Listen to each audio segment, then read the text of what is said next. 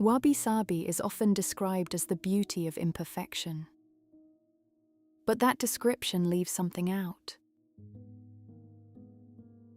Originally, wabi and sabi were separate words with distinct meanings.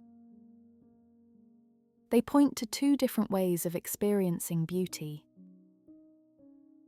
And understanding the difference changes what we begin to notice. The word wabi originally carried a very different feeling. It was connected to a sense of lack, of loneliness, of having little.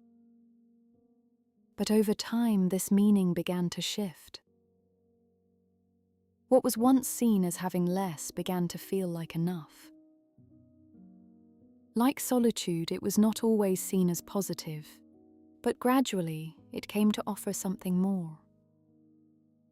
Space for reflection, a sense of calm, and then it became a quiet richness. Not in what is added, but in what is left alone. A room with little in it. Something left on the table.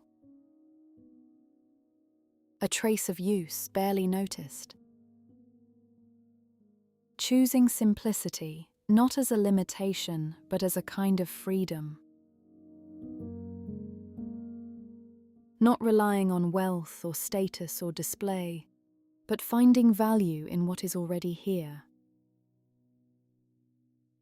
Wabi is not about brilliance or opulence. It is a quiet realization. What is here is already enough. But sabi is different. It is not something we choose, it appears with time.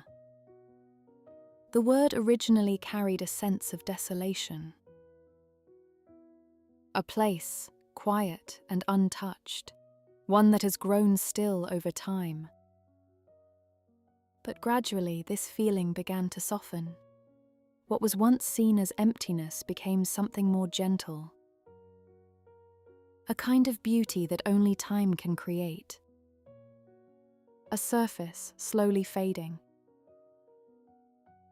Wood worn smooth by years of touch. Light that falls more softly on aged surfaces. A stone left undisturbed for a long time, now covered in moss. Sabi is something we begin to notice over time, finding beauty in what has aged and quietly changed. It simply became this way, only a quiet trace of time passing. Sabi is not about simplicity, it is about change, and a quiet awareness that nothing ever stays the same. Wabi and sabi are often spoken of together, but they express different ideas. Wabi is the choice to live with less. Sabi is what time quietly does to what remains. A room left almost empty, this can feel like wabi. But as light shifts, as surfaces soften, as traces begin to appear, this is where sabi begins. They often exist in the same place, something simple, quietly shaped by time. And somewhere in that, without intention, something begins to deepen. Slowly, it changes what we notice.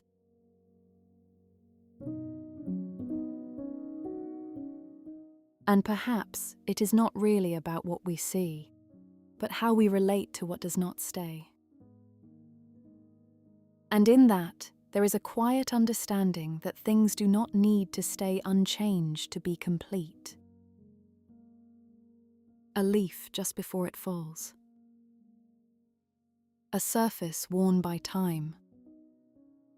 A moment already passing. None of it is held on to, and somehow it is enough.